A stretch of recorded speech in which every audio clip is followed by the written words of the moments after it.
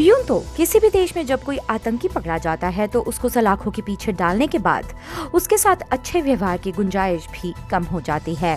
लेकिन कनाडा में कुछ अलग ही नजारा देखने को मिला। आपको इसके बारे में पूरी जानकारी देंगे, लेकिन इससे पहले अगर आपने हमारे चैनल को सब्सक्राइब नहीं किया है तो जरूर करें और बेल आइकॉन पर क्लिक करें।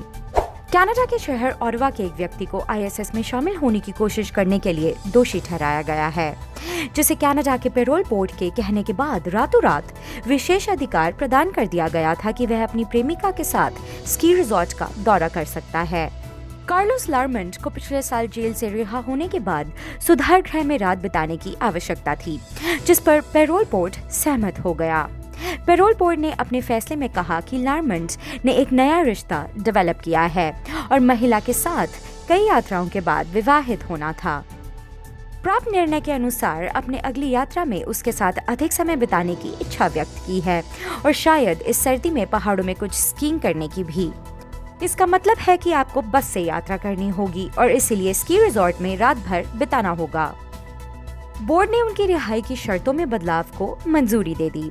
निर्णय ने यह नहीं बताया कि दिन के दौरान स्की करना उनके लिए क्यों संभव नहीं था। लारमंड कथित तौर पर कैलगरी का रहने वाला है। बैंफ में स्की पहाड़ियों को मौसम के लिए खोला गया है, जिसमें जगह जगह पर कोविड-19 सुरक्षा उपाय बताए गए हैं। कंजर्वेटिव लीडर एरन ओटूल ने कहा कि ऐसे समय में जब कोविड-19 के कारण कारोबार बंद चल रहा था, वहीं ट्रूडो ने प्रांतों को फिर से न खोलने के लिए आग्रह किया है। सार्वजनिक सुरक्षा मंत्री बिल ब्लेयर ने न्यायालय में कहा कि यह विशिष्ट मामले पर टिप्पणी नहीं कर सकते हैं, लेकिन कैनेडियंस को आश्वासन दिया जा सकता है कि हमारी एजेंसियां उन्हें सुरक्षित रखने के लिए अथक प्रयास करती हैं।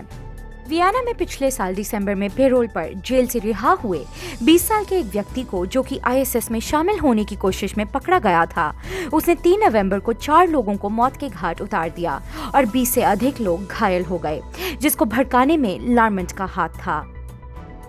29 वर्षीय लारमंड को जनवरी 2015 में मॉन्ट्रियल में गिरफ्तार किया गया था, क्योंकि वह आईएसएस में शामिल होने के लिए सीरिया के लिए रवाना हो रहा था।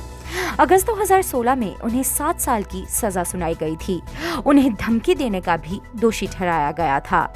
पेरोल बोर्ड ने अपने नवंबर 2019 के फैसले में लिखा है, आरंभ में आपको विशेष हैंडलिंग यूनिट में स्थानांतरित कर दिया गया था, क्योंकि यह आरोप लगाया गया था कि आप अन्य अपराधियों को कट्टरपंथी बनाने का प्रयास कर रहे थे। जैसा कि उन्होंने वैधानिक रूप से जारी किया, जब अपराधियों को उनकी सजा के 2/3 के बाद रिहा किया जाता है, तो पेरोल बोर्ड ने उन पर 11 शर्तें लगाईं, जिसमें वे हाफ वे हाउस में रहते हैं। उन्हें रात में वहां लौटने और कट्टरता के उपचार से गुजरना भी पड़ा। उनका सोशल मीडिया उपयोग भी प्रतिबंधित था। बोर्ड ने अपने सबसे हालिया फैसले में लिखा, आपकी फाइल कट्टरपंथी व्यवहार में तेजी से जाने का संकेत देती है, जिसने आतंकवादी गतिविधियों में आपकी भागीदारी को प्रेरित किया है।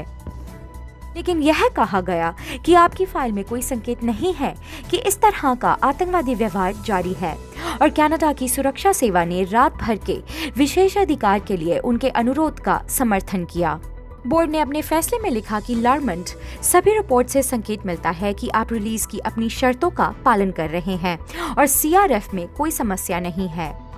वहीं गौर करें तो अगर आतंकी किसी और देश जैसे भारत या अमेरिका में पकड़े जाते हैं, तो इनकी छुट्टी तो दूर की बात, अच्छे व्यवहार से भी वंचित रहकर लोगों के रोष से गुजरना पड़ता है और देश से गद्दारी के जुर्म में मौत की सजा मिलती है, क्योंकि यह अन्य देश गद्दार या आतंकी से समझौता नहीं करते। वहीं कनाडा में इन लोगों के मजे हैं। अगर आपको ये वीडियो पसंद आया हो तो हमें लाइक, शेयर और सब्सक्राइब जरूर करें। अगर कोई फीडबैक हो तो कमेंट बॉक्स में लिखकर हमें बताएं।